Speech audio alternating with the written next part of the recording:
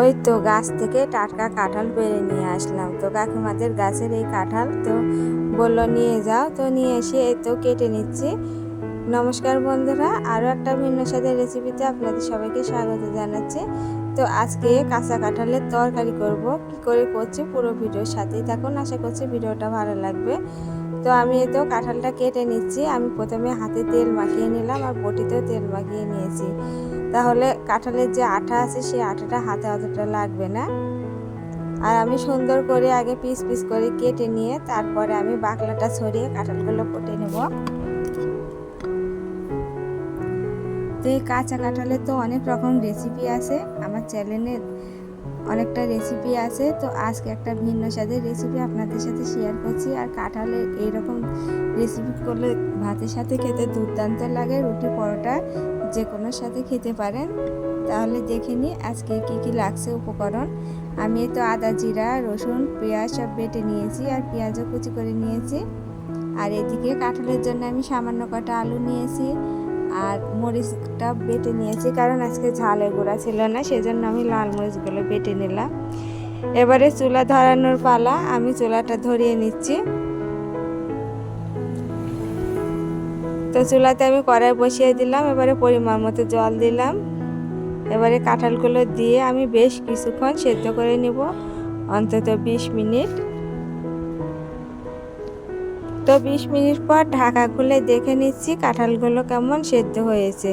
তো কাঁঠালগুলো ভালোভাবে সেদ্ধ হয়ে গেছে, এবারে ঢেলে নেব।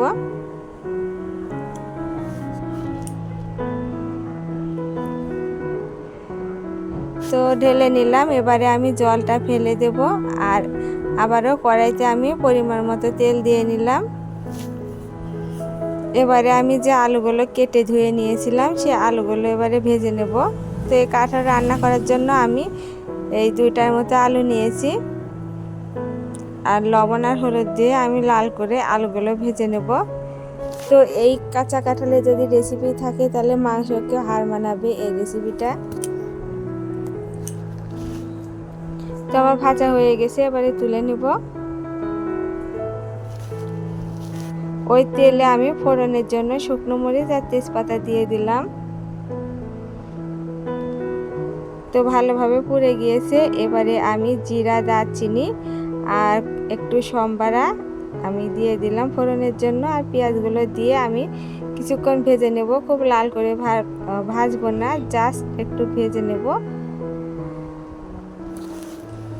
তো পেঁয়াজগুলো ভাজা হয়ে গেছে, আমি এবারে দিয়ে দেব পেঁয়াজ বাটা, রসুন বাটা। তো 1 চামচ করে আমি দিয়ে নিলাম।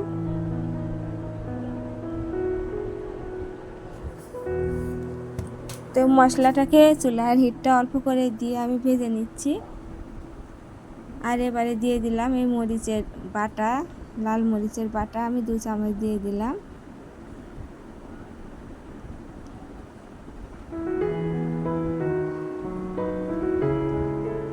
এবারে দিয়ে দিলাম হলুদ গুঁড়া আর ধনিয়ার গুঁড়া। তো এই সব উপকরণ দিয়ে আমি ভেজে নিচ্ছি। তো চুলার হিটটা অবশ্যই কম করে দিতে হবে, নাহলে তলাতে লেগে যাবে কড়াইতে। তো এবারে দিয়ে দিলাম পরিমাণ মতো লবণ। তো আর একটু সামান্য জল দিয়ে আমি মশলাটা ভালো করে কষিয়ে নেব। এই মশলাটা যতটা কষানো ভালো হবে এই কাঁচা কাঁঠালের তরকারিটাও খেতে ততটা ভালো হবে। আর মশলাটা কষানো ভালো না হলে একটা মশলা কাঁচা গন্ধ থেকে যাবে। আর আমি আদা জিরা বাটাও দিয়ে দিয়েছি, তো সেটা স্কিপ হয়ে গিয়েছিল বলতে। তো সব মশলাগুলো আমার ভালো করে কষানো হয়ে গেছে, এবারে ভেজে রাখা আলুগুলো দিয়ে দিলাম।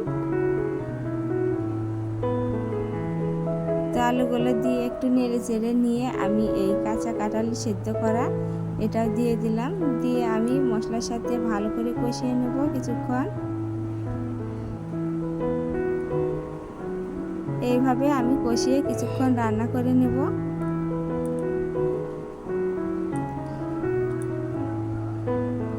আর বাইরে রান্না করতে এতটা বাতাস হয়, তো আমার বাড়িতে কয়েক টুকরো টিন ছিল, তো ওই টিনগুলো আমি এই রান্নার এই চুলার পাশে দিয়ে নিয়েছি, তাহলে বাতাসটা অতটা লাগবে না।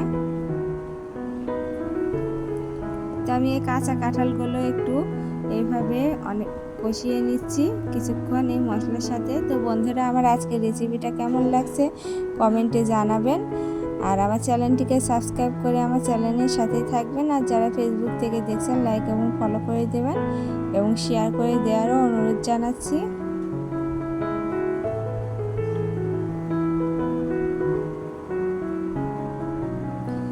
তো আমার কাঁচা কাঁঠালের এই রেসিপিটা আপনাদের কেমন হয়েছে কমেন্টে অবশ্যই জানাবেন, আর এভাবে অবশ্যই বাড়িতে একবার তৈরি করে খাবেন, অসাধারণ লাগে খেতে এইভাবে কাঁঠালের এই রেসিপিটা। আর যারা নিরামিষ খেতে চান তো আরও ছোট ছোট করে আরও সবজি দিয়ে নিরামিষ করেও খেতে পারেন। কাঁঠালের যে কোনো পদই খেতে খুব ভালো লাগে।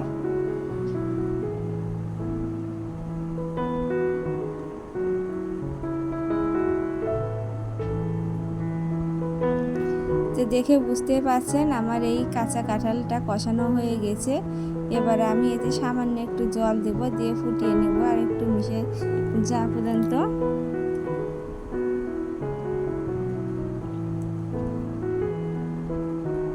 তো সামান্য একটু জল দিয়েছি এই সবজিটা একটু মাখো মাখো হওয়ার জন্য।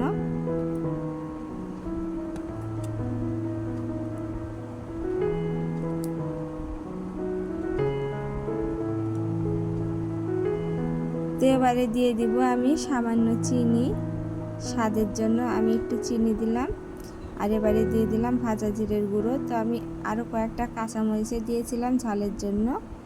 তো হয়ে গেছে আমার আজকের এই কাঁচা কাঁঠালের তরকারি। নামিয়ে নিচ্ছি। আর দেখুন, দেখে বোঝা যাচ্ছে কতটা সুস্বাদু হয়েছিল। তো খেতে অবশ্যই ভালো হয়েছিল, একবার তৈরি করে খাবেন।